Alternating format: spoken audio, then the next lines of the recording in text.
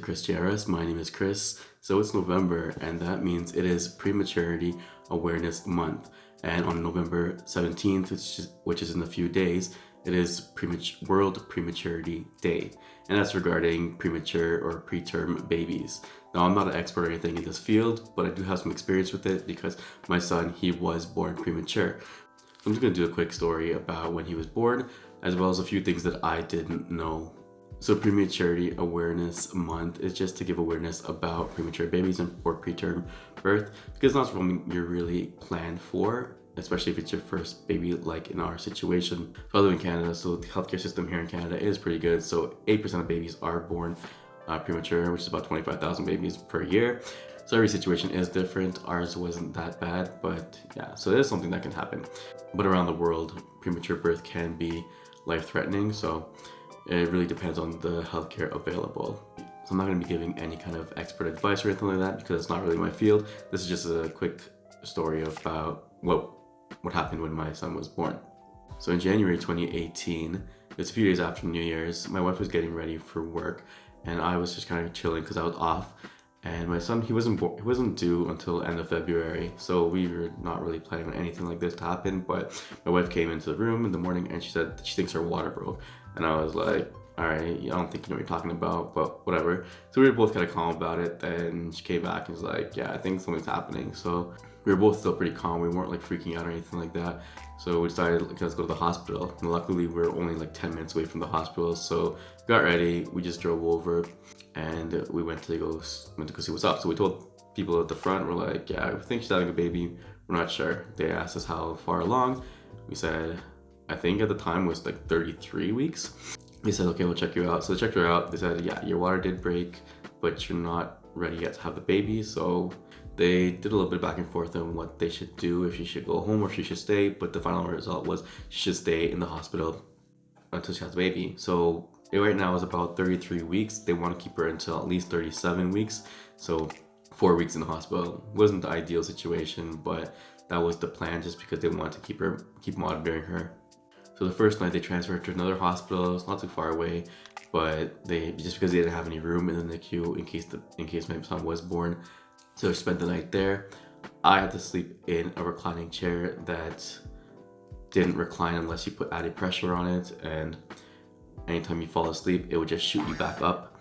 So it wasn't really comfortable for me either. I don't know what she was dealing with at the time though. And we were actually not really prepared for having a baby at all because even we were planning for another month. We didn't have a crib or anything like that. We didn't have any kind of baby stuff really ready. We had some hand-me-downs and that was it. We were actually during this time, we were actually planning a baby shower that was supposed to happen like that weekend. So we had to cancel that because we didn't know what was going on. So that was fine. So then after that, the next day, she got transferred back to the original hospital. So that was when we stayed there for about 2 days. So on the third day, I believe it was, she had made the 34-week mark. So they still want to keep her until the 37 weeks, just to keep the baby inside as long as possible. So 3 days after, while she was in the hospital, my parents had come to visit, and she told me just before they visited that she wasn't feeling comfortable, but it wasn't that bad. So they stayed for about an hour. When they left, that's when she started saying that like something's up, something's different. She's feeling a little bit of pain. So they came, so she told the nurse told her to get checked out. So they checked her out and said, yeah, you're still fine, just take some Tylenol or something for any kind of pain. So then she did that, she went back to her room, which kind of chilled. I was about to leave because I was going to go to work the next day, so I was going to go home and sleep, but she said that it was getting kind of worse.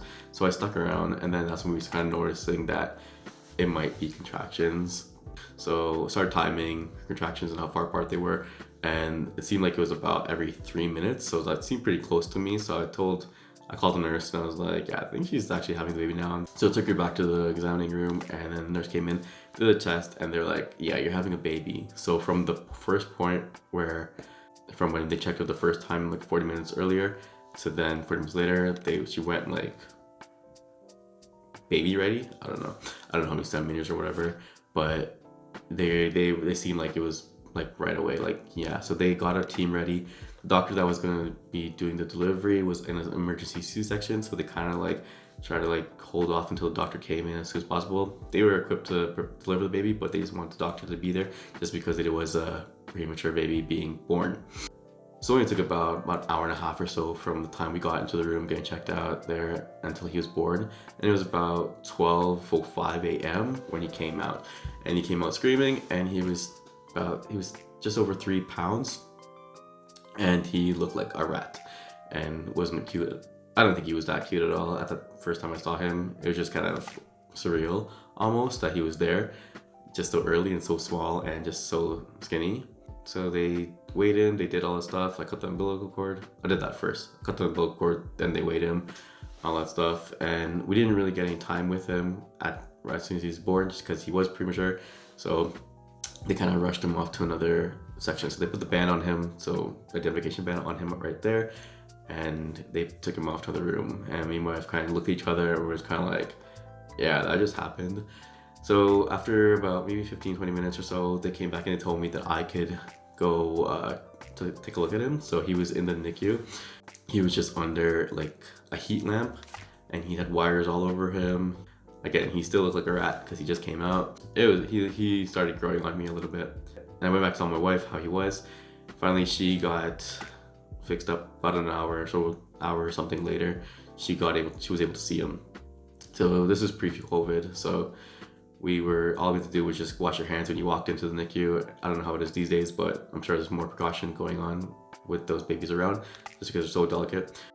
So we stood there for a little bit and watched him, and that's when we learned that he was going to be there up to 3 weeks because he was premature. So we went back and got some rest. Next day we came and we watched him some more. And the nurse told us we can stand there all day if we wanted to, but it really doesn't make any changes. So just go home, relax, he'll be fine. And it was a little bit scary for us to knowing that we just had a baby and we can't take him home, and he only has to stay in hospital. But we trusted it, we trusted the system, so we left and we actually went out for lunch. We went to a buffet the day my wife left because it was her birthday, so we went out for a free buffet. So we went home after the buffet and we started kind of preparing things, like, we had to get things ready for him. And then from that point on, for 3 weeks, every day we would go to the hospital.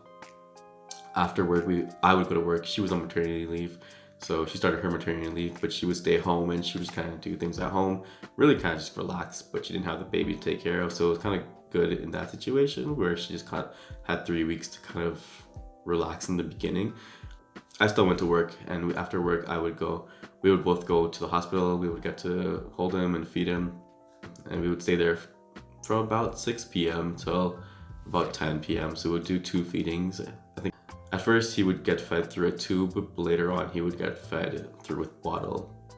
After 3 weeks of him being in hospital, he met some targets. He was at 2,000 grams. So I think that was just over 4 pounds.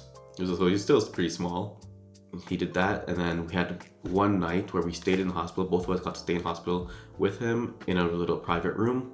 And then the nurses said, all right, you guys are good to go. And we brought him home. And yeah, he's been home ever since. There's a few things that I didn't know about going into this is that when he was born, obviously I thought that we can have some time chilling with him, the whole skin to skin thing, whatever, in the room. But when they're premature, they just kind of take them away as soon as possible because they want to get them under the heat lamps to keep them warm and whatnot, and run some tests to make sure that everything's okay with them, that everything's all right with them. So we didn't get that whole skin to skin thing right away, which is fine. Another thing is I didn't know how long he was going to be staying at the hospital. I thought maybe like a week or something like that, or maybe a few days. I didn't realize it had to be up until the 37-week mark. Also, there were some targets he had to meet. Like I said, he had to be at least 2,000 grams and eating on his own. But so I think he did leave by the 37-week mark. So it was 3 weeks that he was in the hospital that we had to go through that. Now with him being premature, there were no issues with him really. He did have a little bit of jaundice, but that's kind of normal even with a full-term baby. So that was fine. He had to be under UV lamps with his superhero goggles on for the light. Yeah, it was really cool. He was in the incubator all day really. We would take him out while we were there.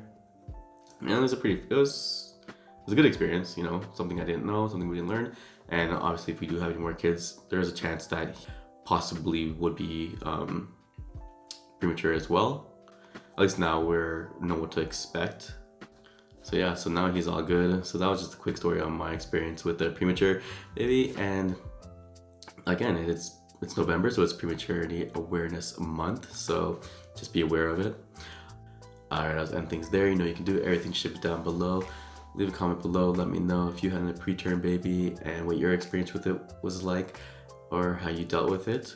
And again, shout out to all the premature babies out there. And until the next one, I'll talk to y'all later. Have fun.